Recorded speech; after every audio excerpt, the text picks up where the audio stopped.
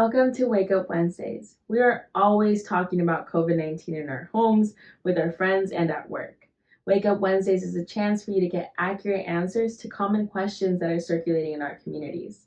Let's dig into this week's questions. If I live in a state that has lifted mask requirements, how can I continue to protect myself from getting COVID-19?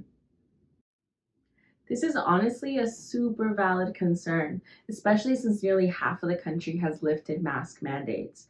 The reality is that many of the states that have lifted their mask requirements are seeing not only a rise in COVID-19 cases, but also a big rise in COVID-19 variants. Many of these variants are more contagious and more effective at infecting people. The best way to continue to stay safe is to follow the CDC's recommendations for protection against COVID-19. Wear a mask that covers your nose and mouth, and consider adding a second layer of protection. Stay 6 feet apart from others who don't live with you. Get a COVID-19 vaccine when it is available to you. Avoid crowds and poorly ventilated indoor spaces. Wash your hands often with soap and water. Use hand sanitizer if soap and water aren't available. Are we expecting a fourth wave of COVID-19 infections in the US? I hope not. More than 61 million people in the US have now been fully vaccinated against COVID-19, but we are still seeing cases rising in some parts of the country.